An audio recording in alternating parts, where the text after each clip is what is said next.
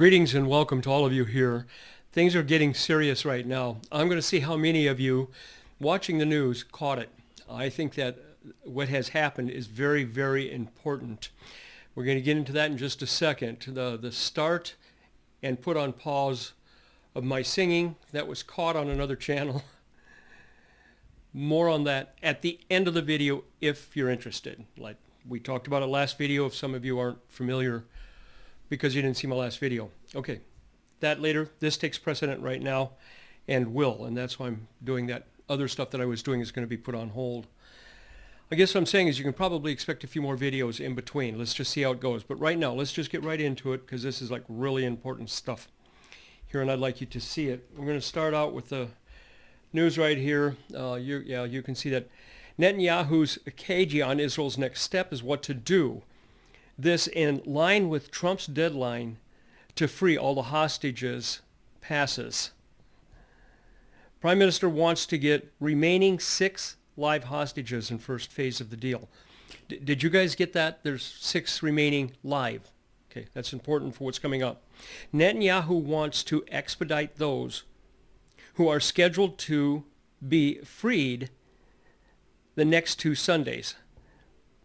Being reported that Israel is aiming to set the 6 released in the coming days. Trump is expecting something. Last week, Trump suggested that Israel end the ceasefire in Gaza and resume fighting. Trump, again. As we go, you're going to see how this all fits together. If all remaining hostages were not freed by Saturday, after the Hamas terror group said it was delaying their release. Now remember that happened last week, but now we're talking about all the hostages. So that would be those that are dead, but we're talking about the last 6. So we have to divide that here. We have to get that in our mind what's going on. Let's go. Contradictory, Israel's statements after Trump's comments threatened a return to war if our hostages and all of them weren't released. Another message said 9 hostages had to be released in the coming days. This is new. This is Netanyahu's attempt here. He's saying, okay, this is great. We're expecting in the next few days the remaining live hostages be returned, referring to the number of captives known to be alive who then had yet to be released under the current ceasefire phase. All right, yeah, you're still with me. Okay. Trump said Saturday it was up to Israel to decide how to respond to Hamas missing Trump's deadline. Israel, he wrote on his Truth Social platform, must decide what they will do about the 12 o'clock today, that was Saturday, yesterday, and we have a train coming by. We'll just keep going. Deadline imposed on the release of all hostages back there. We get into the dead now, and of course that did not happen. Okay, let's keep going here. The best I can here. Netanyahu appreciates the United States President's full support for Israel. Decisions regarding the Gaza Strip going forward, said the Prime Minister. The Prime Minister will convene the Security Cabinet as soon as possible to decide on Israel's next step. By the way, that's today. They're doing that today, I believe. That's Sunday. I'm quite sure I read that correctly.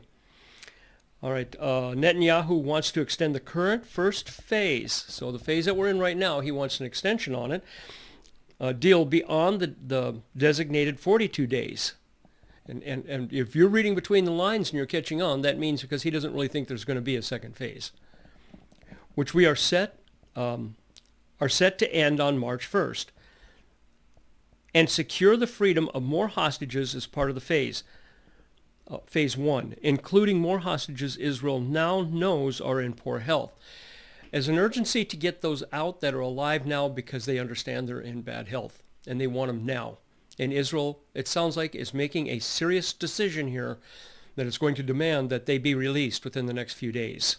And all right, because this is, again, it's going to build, and you're going to get the big picture, and if not, I'll wrap it up here towards the end. The premier reportedly wants Israel's negotiations to argue to the Qatari Egyptian mediators with United States support. It's also in the interest of Hamas to extend the phase one,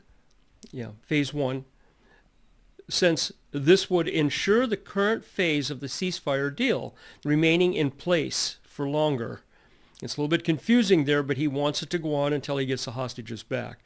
Netanyahu has refused to allow Israel's negotiations to engage in talks on the government's second phase. He's saying you're putting a pause and a hold on it. We're not going there. And again, read between the lines. He doesn't believe we're going to get to the second phase, which would see the release of the remaining hostages in exchange for a permanent end to the war. It's not going to go there, is basically what we're saying here.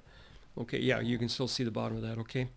The Prime Minister is also hoping to secure what the report said are being called Ramadan releases. If you folks don't know what Ramadan is, that's a gathering of the Muslim world, Arabs, all at once, a yearly pilgrimage to a site, Mecca, which is in Saudi Arabia, and it draws millions. And it's required by law, by them, every young man and all the way to whatever that is able to do this, they're supposed to come in this prayer time. And that's a big deal to them. That's that Ramadan thing. Additional phase one releases the hostages coinciding with the next month of Muslim holy month of Ramadan. The report did not explain why Netanyahu believed Islam terrorists in Gaza would be willing to do so. Okay, so so what's going on here is that what you're beginning to see, and I'm going to show you more of here in a minute, is that Trump being involved here has said we want all the hostages. He's not talking about Netanyahu. He's saying what he wants. Trump is. He's saying I want all of them by Saturday released. It didn't happen. So Trump is back into negotiations again. All right. So, and he's basically putting he's not putting pressure on Israel. That's not right to say that. He is strongly suggesting a time of what something should, the timing of something that should take place. And he has his opinion on it, and then he goes on. Let's do some more here. We'll wrap this up towards the end. I just want you to see all of this. Now, Rubio, which is United States State Secretary, you know him, Rubio indicated last week that the renewed fighting in Gaza would not ultimately end the threat of Hamas posed to Israel, just 2 days after he appeared to back a resumption of the war. Rubio, resumption of the war. He's for it. Someone has to confront Hamas. Here's his logic. Now, but listen to it because of what he's saying here. Who's that going to be? Someone's got to confront him. It's not going to be America's soldiers. He's saying you're on your own, but if the countries in the region can't figure that peace out, so in other words, the other nations better understand what's going on here. Rubio is trying to say something. Read between the lines what he's saying here. When Israel is going to have to do it. And then we're back to where we've been, so that doesn't solve the problem. Explanation. You see, Israel, what you're doing, you're going to have to do something different. Okay, let's go on. Rubio, Hamas continues to use the network to smuggle in weaponry and aid for themselves to reconstitute themselves, a concern of the United States. Israel can't allow this to happen. Again, strong advice. You can't allow Hamas to use a ceasefire to rebuild itself and to recover strength, he said. It's a ceasefire, not a stupid ceasefire. Whose Rubio side is he taking? Trump's. President Trump. This is not an admonishment. This is basically a between-the-line read, Israel, what you're going to have to do next. And this is what the Trump administration wants. Okay, yep, you're still in view. Rubio, who departed the United States Thursday evening, said he hopes to discuss ideas about the future of Gaza during his stops Saudi Arabia, Arab Emirates, and after talks in Washington with Egypt and Jordan. These have already happened. These are up and coming. He's in Israel as we speak, the way I understand it. Let me finish this up here, and we'll be coming to an end here real soon. A spokesman for Hamas said on Saturday that the United States must ensure that Israel abides by the agreement to secure the release of remaining hostages. Hamas said Saturday, pressure the United States to see to it that Israel abides to it, agreement, to secure the release of the remaining hostages. Now, Hamas says pressure the United States to stick to the agreement, and President Trump says, we don't care about the agreement, release the hostages. If you're reading that correctly, you can understand. United States must compel the occupation to adhere to the agreement if it truly cares about the prisoners' lives. There you're back to that same thing again. Israel doesn't want to do anything for fear of hurting any of the still alive hostages, but not necessarily the dead ones anymore. That's the message. So that's why Israel is pushing for the live hostages in the next few days, because Trump administration is saying United States will back the decision Israel makes. Hint, hint. Now, just okay. Defense Ministry, heavy bombs shipment held up by the Biden administration arrives in Israel. Folks, if you're not seeing what's going on here, let me try to paint this picture. Trump, stop it. That's the end. We know that you have prisoners in there, but this Hamas thing can't keep on going. And you're stupid to keep going. That's Rubio. It's a stupid ceasefire. You're stupid to just keep on going. So do something about it. Trump, you already missed the deadline that I gave you, and that was Saturday. You blew that, Netanyahu. Now I'm back here again, Trump is saying something's going to need to happen. But, wink, wink, you've got all the bombs, and you have our backing. In other words, United Nations doesn't really matter. What it matters about is Israel doing what Trump said he wants to have done, and it sounds like Israel is agreeing to that. Okay, we have a little bit more here that I want to give you. This is going to kind of wrap up the news, but very, very obvious to me what's going on. Here we go, right here. Put that someplace else. Now, in Lebanon, Hezbollah, they were told, shut up and get back. Israel says, if you don't, we're staying in southern Israel. But that's not part of the ceasefire agreement, says Lebanon, says Hamas. Israel has been striking Hezbollah sites in Lebanon because Hezbollah keeps on building up caches of weapons, and they keep finding these at random missiles ready to be fired, some of them in southern Lebanon. All right, now listen to this news so we can understand what's going on here. I need to click over to it. Okay, here it is.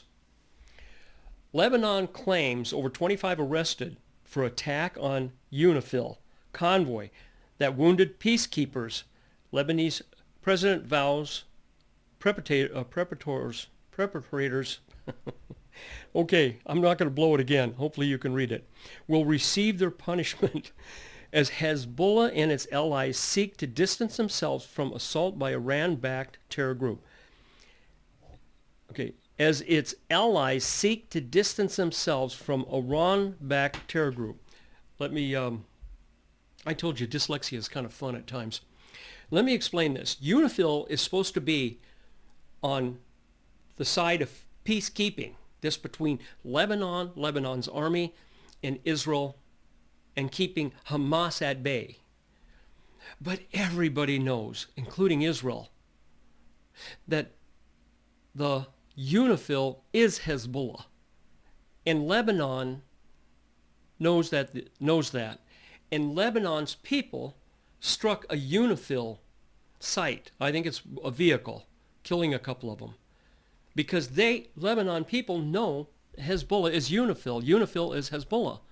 Israel knows that. So what's my point out of this is that we have to understand Israel knows this. This whole ceasefire has been a ruse this whole time. because Israel knows it's going back to war again. Now, let's wrap this up. Israel has America's backing, bombs given to them. Israel's got the clear light. The only thing in Israel's mind right now is securing those live hostages. That's what I get out of all this news. If that's the case, how much longer do we have? Because Israel said, we want those hostages back in the next few days, all the live hostages. And we understand Rubio has gone around and has basically, Secretary of State, has basically warned, if you want to call it that word, has spoken to with authority. This is what America is going to allow Israel to do, so get ready for it. If all of this doesn't point us to what's going to actually happen here within the next couple of weeks, yes, it does. And you should hopefully now be able to see that and understand that. That's the news that I wanted to get out there to you folks, because like I said, this is kind of taking a precedent over all things. And right now, let's see, I had some other notes that I wanted to, these are my scribbly notes. You'd have a hard time reading them anywhere. Prepare for the end. So, Ross, if this is really happening and the rapture is going to take place, what do we do? And I've got one word for that. Nothing.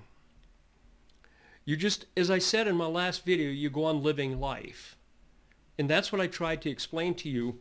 One of the things that I wanted to do is I always wanted to record my voice. Folks, basically at the end of the video, I'm going to get into that other part about my little short career of singing. It was just something that I wanted to do, and I met someone that had a little recording studio, and this girl was very generous. She took a chance on me, and I sent her a couple of songs that I sang karaoke, very amateurish-like, and to my surprise, she posted them. Her name is Cherie, and her site is to sing for Jesus 2, and I'll leave a link in the description box right below the video. Anyway, I said, as I promised to many in the replies, I would do at least one religious song, or at least one that was more like something about the gospel or whatever, and I did do that. So there is one left there. Now, if you go there, her site, what you're going to do is you're going to see, like every other site, you're going to see right below the picture there, you're going to see home videos, hit videos, and they'll all pop up. And again, folks, very amateurish, had a really good time, really enjoyed it. But again, this now is taking precedent, and after talking with Cherie, yeah, we did contact each other on the phone and talked a couple of times, and as I expressed to her, and she's more than understanding that, and I'm so appreciative that she, took a chance on me and allowed me to be in some of her videos. And so it was kind of a fun thing to do, but again, we both agreed that right now this is becoming important enough that all that's going off to one side. Again, this site that I do here will take precedent. So anyway, Cherie, very lovely voice. She loves to sing for Jesus, and makes her very happy to hear the replies from you folks. That you literally made her week. She was just so happy because she says, I sing to make other people happy, and that makes her happy. What a wonderful thing. Wonderful. All right, folks, until the next video, this is kind of a lengthy one, but that's okay. It needs to be. Until the next video, and we'll go from there. All right, thanks for stopping in, and folks, yes, I read all your replies, so go ahead and comment. Thanks.